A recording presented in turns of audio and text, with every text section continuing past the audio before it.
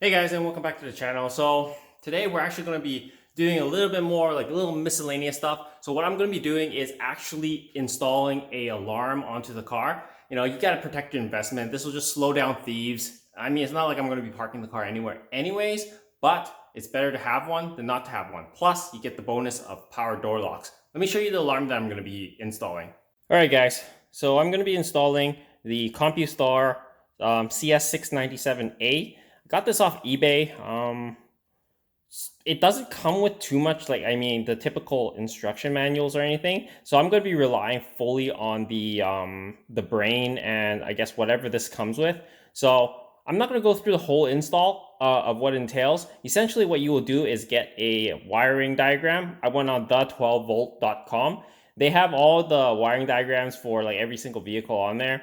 So you get one of those, and then I'll just show you guys where to locate majority of those wires that you need to wire up, and we'll go from there.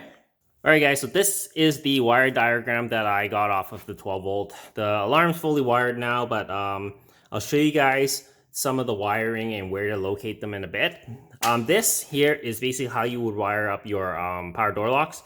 So it's essentially the two relays here, and you're going to be basically connecting a alarm unlock and alarm lock on one side, and then two of those to the actuators. So essentially, both the actuators, you remember I looped them in when I did my power window install. So the wires are already there. All I had to do is just tap into the two wires and hook them up to the relays, and that's it.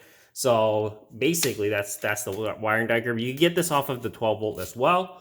I didn't want to print it, so I just sketched it out. So most of the wires that you're gonna really need is you're gonna need the constant 12 volt. You're gonna need your starter. Starter is basically for your starter kill. You need the ignition wire. Also, that's used for like starter kill and some stuff for the alarm.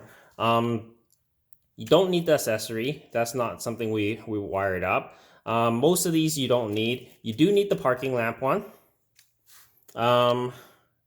And that's basically it. There's not a lot that you need to. Well, there's door trigger as well. Yeah, the door trigger. So essentially, there's only like a handful of wires that you need from this list to wire up that alarm. So let me show you guys where each one of these wires are.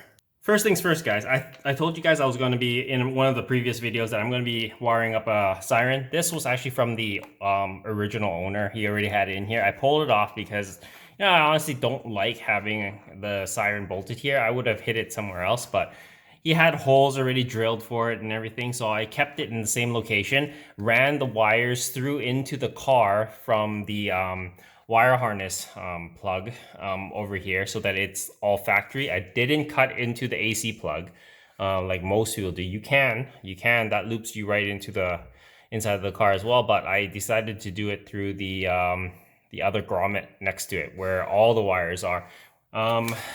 Next, let's go into the car and I'll show you where all the wires are. Yeah, I know it's pretty clean here. I've tidied everything up and I've already vacuumed. So first things first, there's one thing that you need to loop in is a LED anywhere on your car. Mine already had a hole in where the AC switch is supposed to go. So the previous owner drilled something there. I took the old LED out and put the new one in because obviously it needs to plug into your alarm. So, I mean, otherwise you could tap into it as well, but rather it be plug and play. Next, we're going to basically go through the wires underneath here. Basically, everything you need is found in here. All right, so first things first is you need the door trigger. The door trigger is back here. There was already a wire that in this harness back here that was already kind of taped up from the previous owner, of course. So I've kind of just used that. It's a green and red wire. You could test it by basically doing a ohm test. Kind of peel back some of the wire, tap that, and tap your door trigger, and it should zero out. So the next wires that you need is basically in your harnesses here. These ones are your starter and your ignition harness. So majority of the wires are actually in here. So inside this piece here that goes into your ignition, there is a white wire that is your 12 volt constant, which is what I used for basically everything. So it's inside this loom. The other thing is that you need this harness here, which is all the wires to your starter. I have the relays all hooked up all around here, basically just strapped. But that's basically all the wires. You don't really need too much. Obviously, my original wire loom for the power door locks are inside here. You can see that it's kind of looped there. So that's all under here. So it's all nice and hidden. Everything is nice and clean. So I almost forgot, but in this blue harness here is a red and black wire, which is your parking lights. That's basically the last wire that you need. All right, guys. So this is one of the remotes that you get with the Compustar. So I have wired everything up. So there were some issues with it, but I'll go over that with you in a sec. But it does work. So it's locked.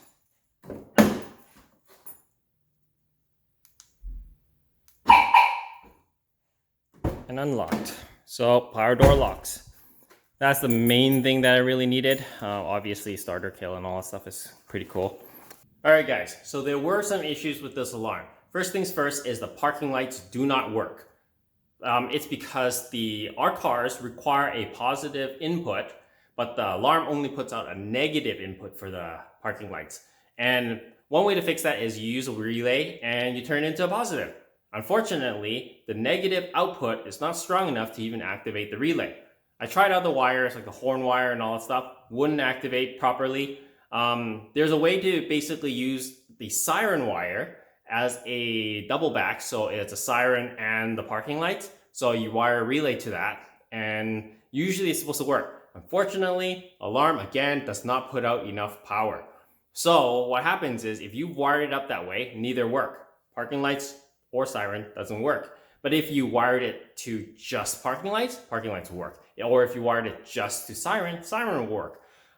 So essentially I left the siren as the siren, and I used the dome light supervision light wire and wired a relay to that and to the parking lights. So now my parking lights basically act as the dome light supervision, but it's better than no blinking of the lights essentially. So that's one of the issues. The other issue of this is the alarm is very basic. It doesn't really have many options. You can't even wire a lot of things to it because it's just very limited. For a basic alarm, it's okay, but for the price, it's not that great. It doesn't come with a siren for one, where a lot of alarms do. But if you have a spare siren, that's great. But if you don't, then this alarm essentially can be wired to the horn, so that's okay. I have contacted Compustar for support on this alarm. So keep in mind that Compustar support really sucks. Very bad customer service. They say people review good customer service, but that's not my experience. My experience is Compustar really sucks. They wouldn't help me at all. They say that if I'm doing my own install, I'm not an authorized dealer or authorized installer, so I cannot get any support from them. Not to mention, they mention if you got this alarm not from an authorized dealer or a distributor, there's no warranty on it either. So essentially, the alarm has no warranty. One of the other issues is the paper support, the manuals and all stuff, there isn't any. So this alarm didn't have any. Essentially, I had to wing it and install it based off of what I've read on old manuals of Compustar. So most alarms are pretty straightforward. The wiring is on the back of the brain. So that's basically what I did. And it worked. The programming of the remote didn't have to program it because it's already pre-programmed.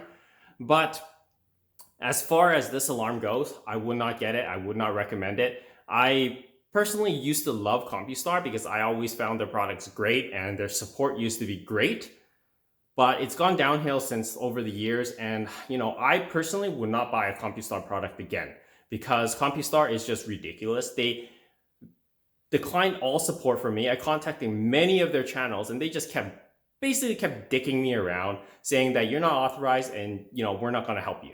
I asked for simple things like a manual or something. These are their products. They ignored the fact. They're like, we're not even talking to you because you're not an authorized person.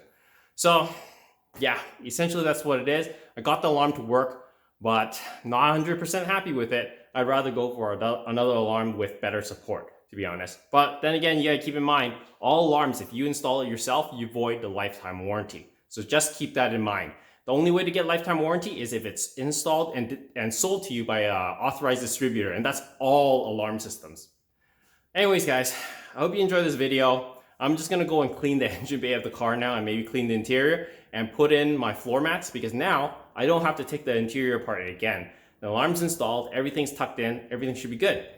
Anyways, if you haven't already, please comment, like, and subscribe, and share my videos. As always, guys, I'll see you in the next one. Cheers.